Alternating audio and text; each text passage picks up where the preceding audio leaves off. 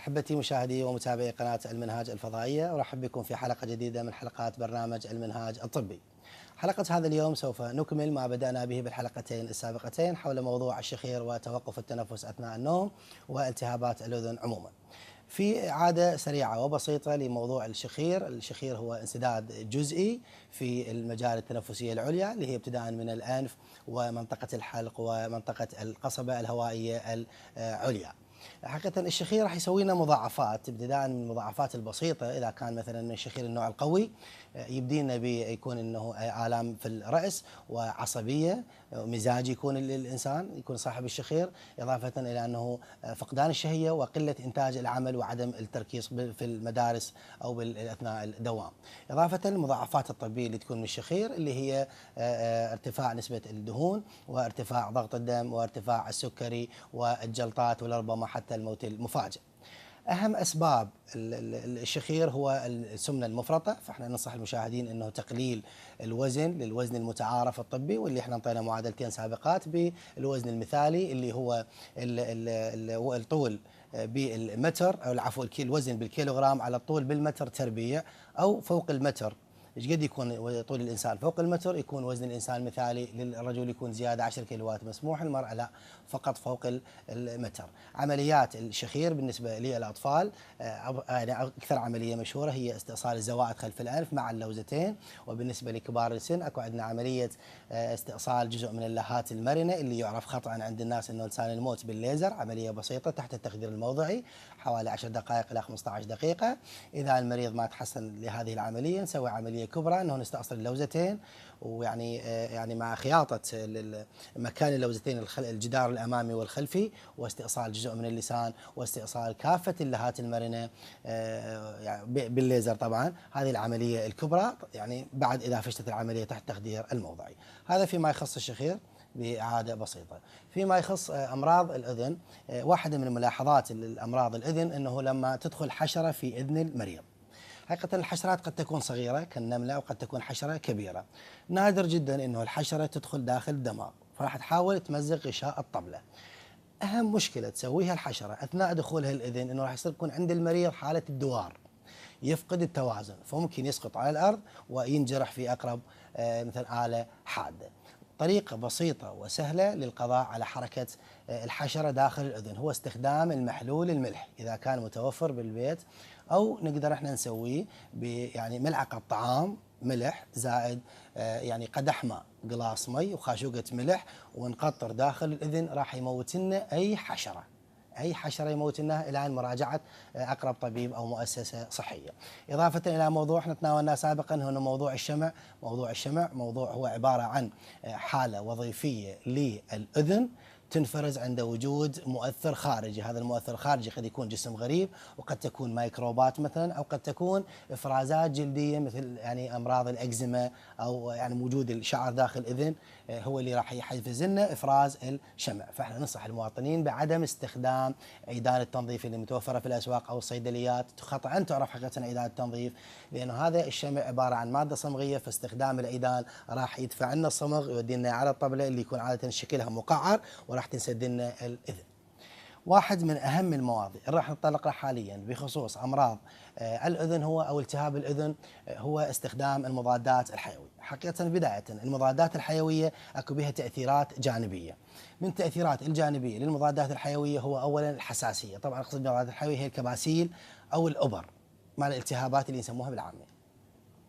اولا هي نسبه الحساسيه حقيقه اللي يصير بالواحد بال5000 وواحد بال50000 ممكن يؤدي الى الصعقه ويؤدي الى الوفاه.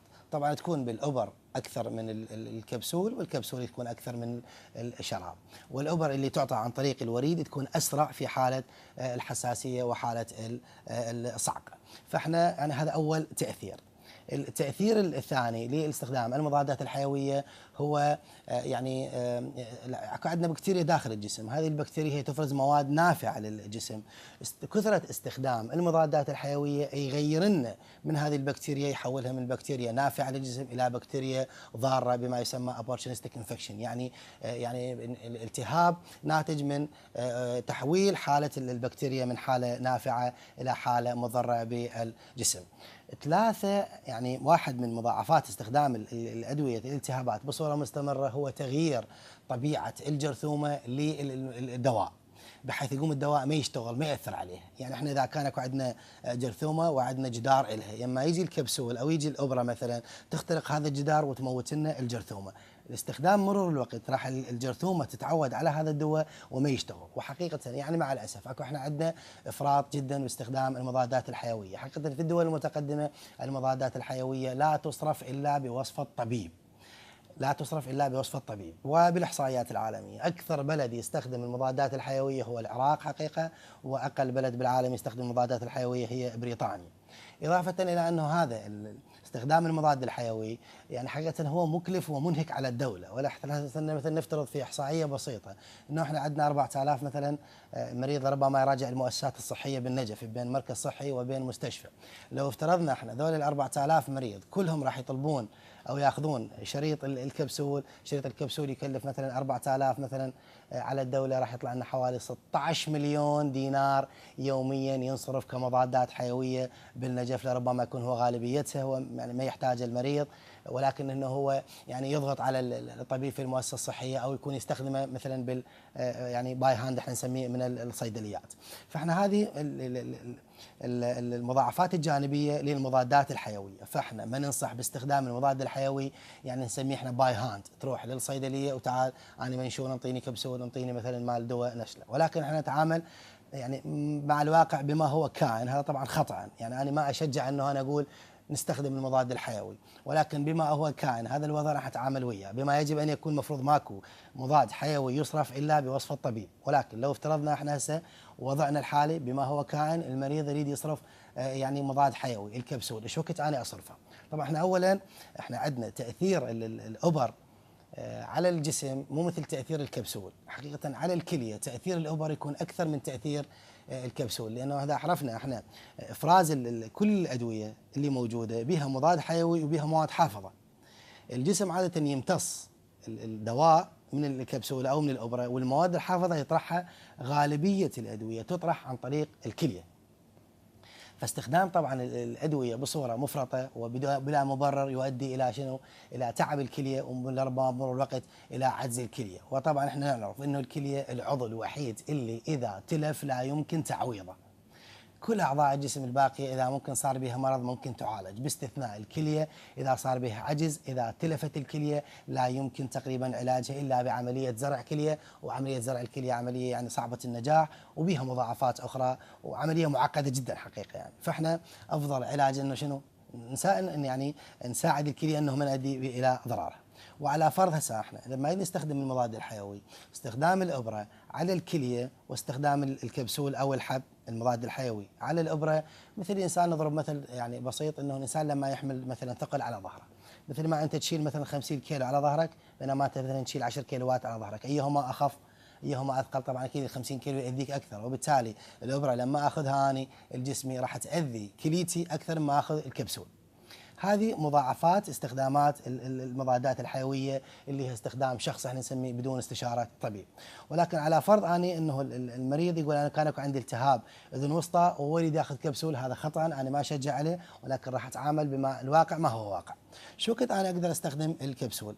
اولا لما يكون هناك عندي جراحه تطلع من الاذن، الجراحه يكون عاده لونها يعني تقريبا اخضر او اصفر، او يعني اخضر يعني مصفر تقريبا بهذا اللون.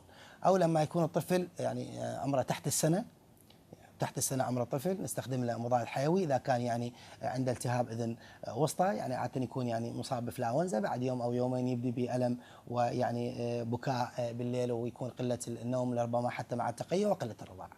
إضافة إلى أنه كل المرضى مثلا اللي يكون عندهم مناعتهم مثبطة، مناعتهم مثبطة سواء كانت مثلا يعني يأخذون أدوية تثبط المناعة كمثلا عملية زرع الكلية أو زرع الكبد، يأخذون أدوية تثبط المناعة، أو يأخذون مثلا يعني أصحاب الروماتيزم المتقدم أو الربو مثلا يأخذون الكورتيزون اللي هو طبعا يضعف المناعة يعني، أو اللي عندهم سكري مثلا، أو يعني قلة بإفراز الخلايا الدفاعية عند الإنسان اللي مثلا عندهم يعني لوكيميا مثلا.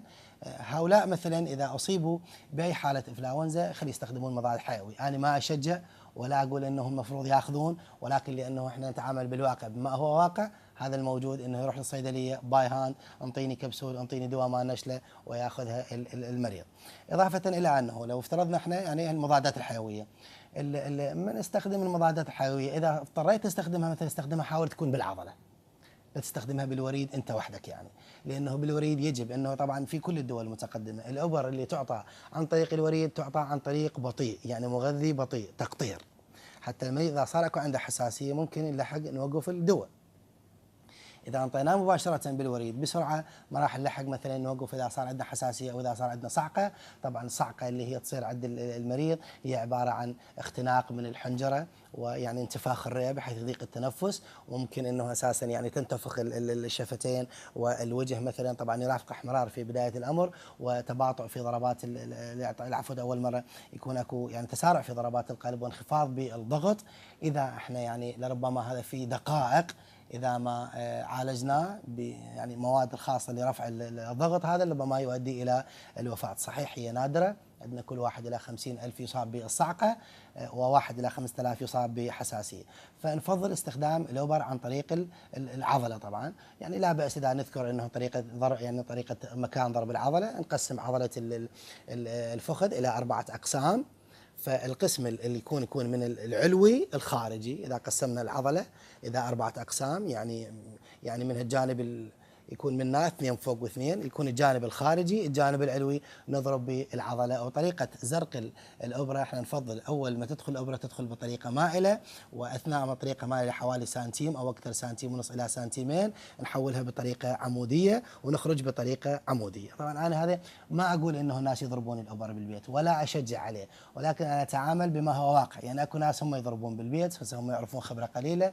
يضربون قليل، ولكن هذه الطريقه المثلى لزرق الابره عن طريق العضله ندخل بطريقه مائله 45 درجه مئويه حوالي سنتيم الى سنتيمين بطريقه مائله، وثم بطريقه عموديه. لما يكمل العلاج نسحبها بطريقه عموديه. الفكره هاي وين؟ انه اذا دخلنا بطريقه عموديه وخرجنا بطريقه عموديه راح يكون مفتوح الجلد والعضلات والعظم، فراح ممكن تدخل البكتيريا الى هذه المنطقه. اذا دخلنا بطريقه مائله ويعني خرجنا بطريقه عموديه ما راح يكون الجلد مفتوح ويا العضله ويا العظام. بالنسبة إضافة هناك واحد من أمراض إضافة الأذن هو يعني ثقب الطبلة وخروج الجراحة. حقيقة إذا ثقبت الطبلة نتيجة التهاب أو نتيجة ضربة خارجية مثلا على الأذن أو انفجار كان مثلا يعني يم شخص لحد ممكن 9 أشهر ممكن الطبلة تلحم وتطيب يعني بطريقة طبيعية، ولكن بشرط أنه المريض يحافظ عليها، يحافظ على نفسه من الإنفلونزا، لأنه إذا يعني كان عنده إنفلونزا راح يكون الفيروسات أو الجراثيم تخرج من قناة أوستاكي إلى الطبلة برا، تلقي مكان ملائم لها جرثومة تنمو، أو بالعكس أثناء مثلا السبح بالحمام يدخل الماء يكون ربما الماء يكون ملوث، او اذا بقى مثلا رطوبه تتحول البكتيريا اذا تلقي جو ملائم تتحول الى بكتيريا ممرضه، فيحافظ عليها من دخول الماء. فاثناء الاستحمام يستخدم يعني قطن وبدهن، يعني اي دهن متوفر بالبيت، اذا ماكو دهن الزيت مال الاكل يعني يخلي القطنه بعد الاستحمام يرفعها، اضافه يحافظ على نفسه من الانفلونزا. هذه لمده 9 اشهر يعني تطيب ثقب الطبله ويلحم. اذا ما لحم ثقب الطبله لمده 9 اشهر اكو عمليه ترقيع الطبله، هذا الثقب يعني نسده في عمليه جراحيه وينتهي الموضوع. بعد واحده من الملاحظات اللي انا احب اوجهها لاصحاب امراض الاذن المزمنه، اصحاب الاكزيما اللي عندهم كثيري افراز الشمع، اللي يشتغلون في اماكن ربما كثيره الاتربه او كثيره مثلا ملوثه، هذا راح يعني يساعد على افراز الشمع المفرط. ومثلا اصحاب السكري مثلا او اللي مناعتهم مثبطه، سواء كان يعني مناعته مثبطه ولاديا يكون عنده نقص بالمناعه، او مناعه مثبطه نتيجه استخدام ادويه معينه اللي تثبط المناعه مثل ما قلنا، اللي مثلا عندهم زرع كليه او زرع كبد، او ياخذون كورتيزون لاصحاب الربو او اصحاب الروماتيزم المتقدم. هذا افضل طريقه له بعد الاستحمام حتى احنا ما نساعد على افراز الشمع بطريقه كامله، انه نستخدم المجفف الهواء مصفف الشعر حقيقه بعد الاستحمام، يعني ننشف الاذن حتى ما تتهيج بالافراز، او استخدام الخل مع يعني قطرات ملحيه، يعني سيسي من الخل الابيض مع 3 سيسيات من النورمال سلاين او المحلول الملحي اللي نقدر نسويه بالبيت. هو قدح من الماء مع خاشوقه ملح، ناخذ من عنده 3 سيسيات يعني حوالي خاشوقه مال زلاطه، وهي سيسي تقريبا نص خاشوقه شاي، نخبطهن ونقطرهن بالاذن يعني بعد التعرض الى التعرق او بعد الاستحمام. هذا من باب شنو؟ حتى ما نمنع البكتيريا تنمو. اصحاب الاكزيما او السكري او المناعه المتهبطه او كثيري افراز الشمع يفضل استخدام ذن الطريقتين، اللي هو استخدام الخل مع المحلول الملحي او استخدام يعني مجفف الهواء اللي حتى يجفف لنا الرطوبه حتى ما ينمو الشعر. الى هنا احبتي المشاهدين ناتي لنهايه هذه الحلقه، املا ان نلتقيكم في حلقه اخرى، والسلام عليكم ورحمه الله وبركاته.